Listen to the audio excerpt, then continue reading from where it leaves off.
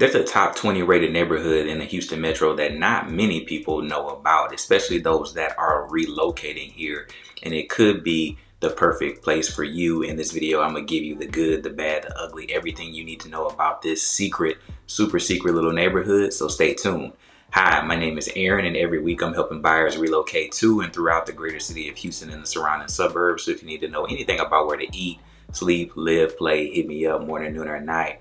I'm your guy. I'll drop my number on the screen right now. It doesn't matter if you're a day, a week, a month, a year, 2 years, 3 years out. I would love to be a resource to you. And so if you're still here, that means you're curious about where this neighborhood is and what it's called. And drum roll, the neighborhood is called Clear Lake. And so Clear Lake is a gorgeous community that is just southeast of downtown Houston. And it is a mature neighborhood where you have the nice, lush, overgrown trees that cover the streets. And it's super plush, super green. It's a huge change of pace from what you would consider most of Houston to be. It is still considered technically Houston. But as you get out to that neighborhood, you're going to start to see more and more of the signs that say Clear Lake and things that shape what the greater Clear Lake area is to Houston. I have a couple clients that have recently moved there, and I have some that are closing this week, and it's a hidden gem that I think more people should know about and talk about in the greater Houston metro, and that is Clear Lake. I think it's gorgeous. It's one of the prettiest communities that I ever tour in, especially for people that are looking in that single family home sector. It is gorgeous, tons of beautiful architecture and tons of things to do in the area. And so I wanted to showcase it for you today to see if it's a great fit for you as well. So jumping right into the map, Clear Lake is just southeast of downtown Houston, not too far. And it is an established community that is out near the NASA Space Center. If you're not familiar, that we do have a space center out here. I love going out there during Christmas time and doing the Christmas lights with my family. Is one of the things that we love the most. It's a really fun time, and it's out here, right? Clear Lake is an established community. You're not gonna have the need or the want to feel like you have to be in and out of downtown Houston to live life and do things that you want to do. You have the infrastructure for basically everything that you're going to need. So you're going to have your grocery stores, you're going to have your parks not too far by, you're going to have your Walmarts, you're going to have your Home Depots, your Costco's, your movie theaters. And that's just for the infrastructure of basic things you need. You're going to have your golf course out here as well. You're going to have a mall not too far. And then if you back out a little bit, you'll see all of this water stuff around you. So this is Clear Lake. Nassau Bay is another one of those places that I would consider the greater Clear Lake area. This is rated actually top 5 of neighborhoods that people would suggest that you live in. And so in this area, overall, you have this one coming in at number 13 on the list. And this one is like number 4 or number 5 on the list of places you should live in the greater Houston metro. So I think this area is really slept on. Consider how many people think that it is a great place to live. And as you back out a little bit more, like I said, there's stuff that you can do all around. There's tons of things that you can do in Seabrook, tons of things that you can do in Kemah. And if you are really want to get that coast vibe, you're not too far away from Galveston. So overall, it's just a really great place to be with tons of amenities and tons of things that you can do in the greater Clear Lake area. It's about 21 miles from downtown Houston, which isn't that far. But you are literally tied to one of the worst interstate systems in the greater Houston metro, and that is I-45. 45 is trash. Like I know it's saying it's only going to take like 35 minutes, but that's probably being a little bit generous. Every time that I've ever gotten on 45, there's always traffic. There's always a wreck. 45 is a black hole, no matter what side of it that you have to be on, whether you're going north or you're going south. 45 is always bad, especially when you get into this 610 loop. If you know your way around, there's some ways that you can kind of get around it, but you're going to end up taking just as long, if not longer, going streetways or trying to avoid the traffic. So you might as well just lean into it and take the abuse. But it is not that far from downtown Houston. But having said, just like I said a couple moments ago, the infrastructure that you have and the things that you can do near and around you, you don't need to go to the actual city. You have so much infrastructure around you whether it's you want to go and do the Kima Boardwalk, or you want to hit up Seabrook, or you want to hit some of these neighboring southern communities like Pearland or Friendswood, or if you want to take it a little bit more down south and hit Texas City or Galveston. There's so much stuff that you don't actually need to ever really be in the city unless you need to be in the city. And so from a commute standpoint, it's not that bad. If you have to get into downtown Houston, it's probably going to be about 30 to 45 minutes. But the moment you have to go anywhere else, I'm talking basically anywhere to the other side of 610. Me and my wife live up in this area just north of the loop, and it would always take me between 45 and an hour to get down to that area when I was touring with my clients. And so it's gonna be a little bit of a trek if you need to be basically anywhere north of downtown Houston. As far as the community goes, this is an established community, and I know for me to say that this is one of the prettiest locations that I personally love, it's one of my favorite communities. It's an established community. This is coming from me as Mr. New Construction himself. I love new construction, but this is a place that doesn't feature new construction homes. What you're gonna see in here is a variety of homes that are ranch style to some that are a little bit more contemporary, but there's nothing that's gonna be brand new that you can buy right now. So you're looking at the best of some renovations on some ranch style homes and some homes that are built in maybe the 90s. Out on the outskirts in some of these areas like a Pearland, Friendswood, or some of the outskirts going towards Seabrook, there are a couple pockets where there were some developments within the last like 10 to 15 years. But for the average consumer looking in the Clear Lake area, you're gonna get used to that charm and that character of buying something new that may be renovated or maybe ready for you to put your own stamp on it, but it's not going to be brand new construction by any means in that location of Clear Lake. And to kind of show you what I mean, this is probably the easiest way to do it, is to jump into HAR and on the background just kind of show you what is available in the area. And I have the current setting set for houses that were built in 2010 and newer, and as you can see, there's only a handful that pop up in the whole Clear Lake area, and most of those are kind of in other locations like the Websters and Seabrooks and kind of those other ones that I mentioned before, right?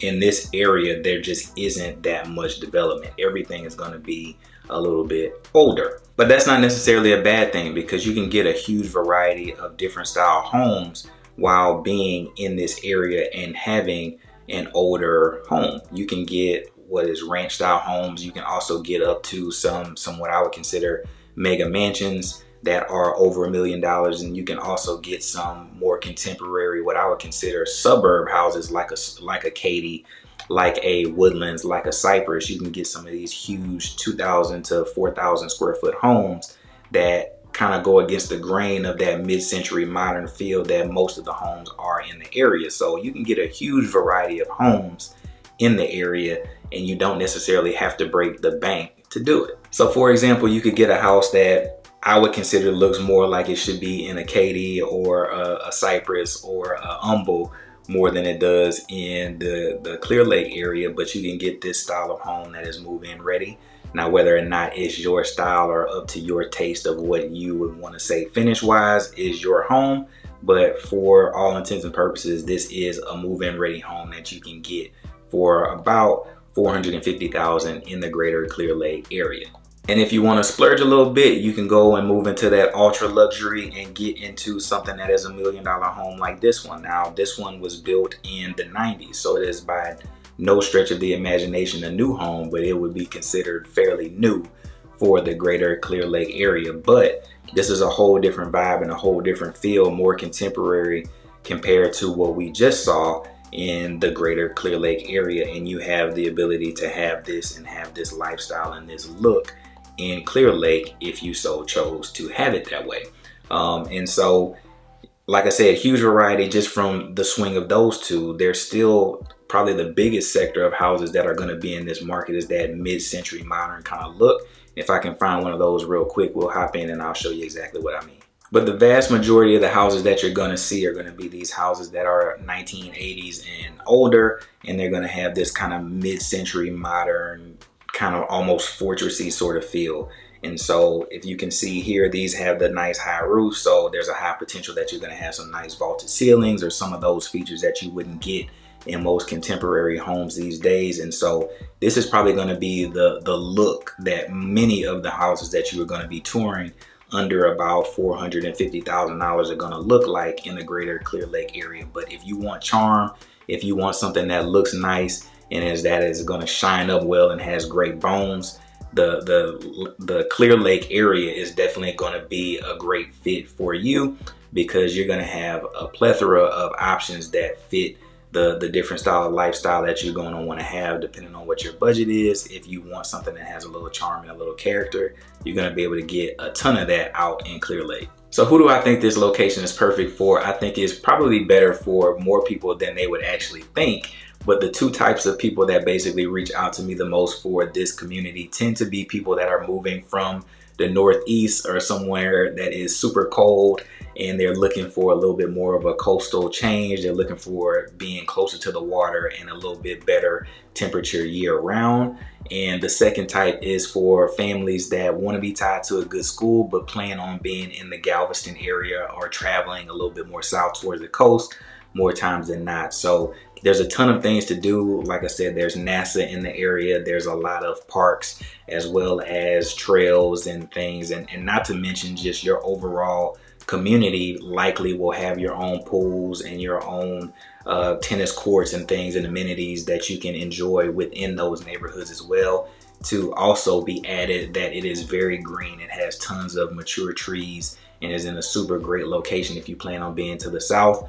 Those are the two people that usually reach out the most, those that are either retirees or families that are planning on also hitting the coast more times than not. So if you're part of that second group and you have kiddos that are going to be going to school from elementary all the way up to high school, and they're going to be in the area, they're going to be tied to Clear Creek ISD, and it's a pretty solid rated school system. So let's hop on over to niche.com right now to check out the stats. So here we are at Clear Creek ISD. It is rated A, which is pretty solid. We're going to go down and check out some of the stats. You got academics, diversity, teachers all rated A, college prep. I know a lot of kids that I've met since I've moved to Houston and started my professional career. There's been a ton of people that I knew that grew up in Clear Lake, and they, can also boast that the school system is great.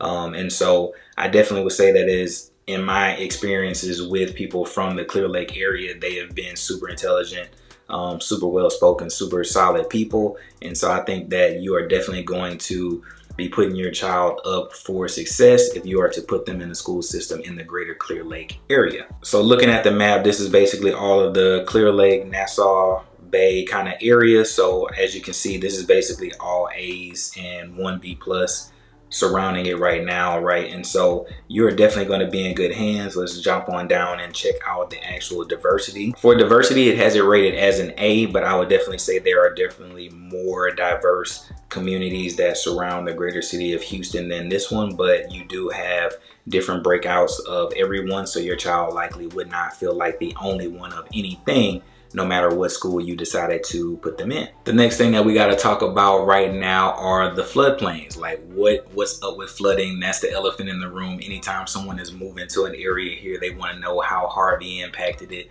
And the answer is going to be basically the same anywhere in the greater Houston metro. And that is, if it can rain, it can flood, and Clear Lake had its own issues. Clear Lake probably didn't do as bad as some of the other suburbs that really got it bad, but Clear Lake had its own issues and its own street flooding and items, just like anywhere else could have it. But to make sure that you're not buying a lemon and you're buying something that you're actually comfortable with, there's some tools on my end that, as your agent, I can put at your disposal so you know that you're making a great decision and you're not buying a flood lemon.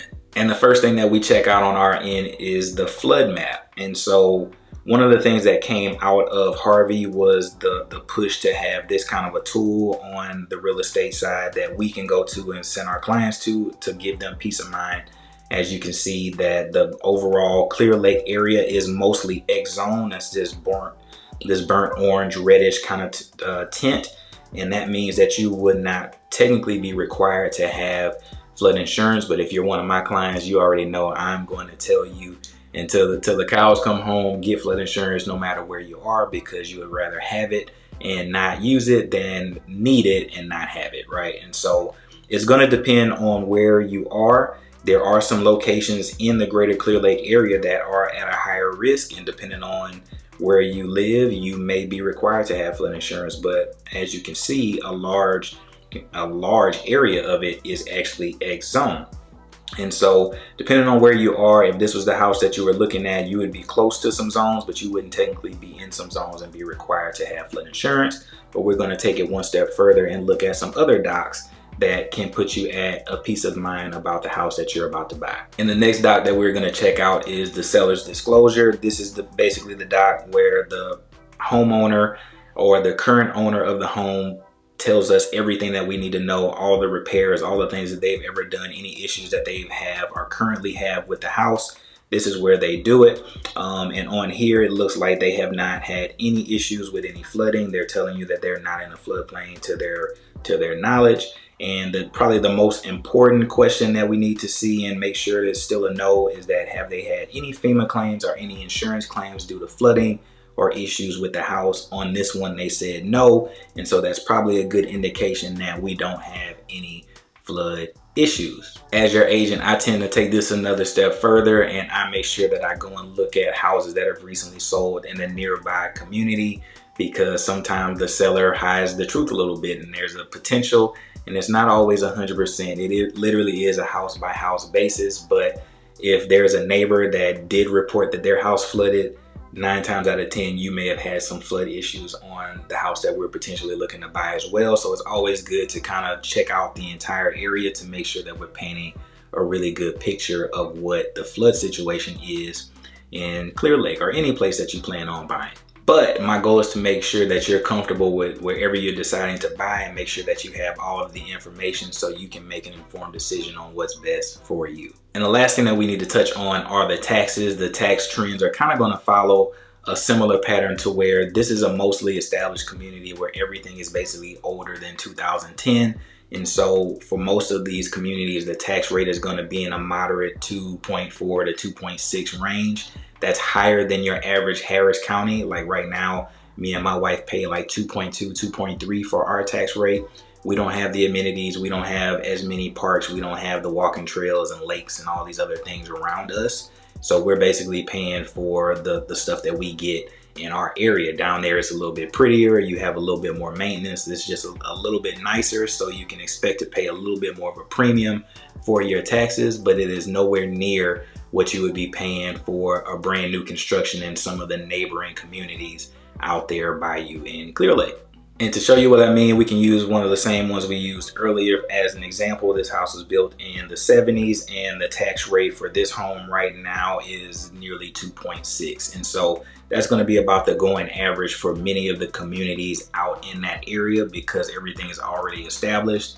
You're not going to be paying super huge premiums for any mud taxes or anything like that, because the communities are mostly 20 to 30 years old. So how did I do? Did I scare you away from moving to the secret gem that is Clear Lake? I hope that I didn't. It is a gorgeous community made for all. There's a ton to do out there. You have lots of infrastructure, tons of things that you can do, whether you want to be out by the coast or you just want an established community that is going to have a ton to do with walking trails and their own lakes and all of the amenities that you would want in some of these other suburbs, but don't want to be so far away from downtown Houston, and you kind of want to be nestled in between the coast. Then this place is the perfect fit for you. If you want to check out some other suburbs, if you're not quite sold on Clear Lake, I'll drop those videos right here. YouTube thinks that this is the next video that you should watch, so you should probably head on over there and check that one out. I'll put that one on the screen as well. I look forward to hearing from you, and I hope you have an amazing day.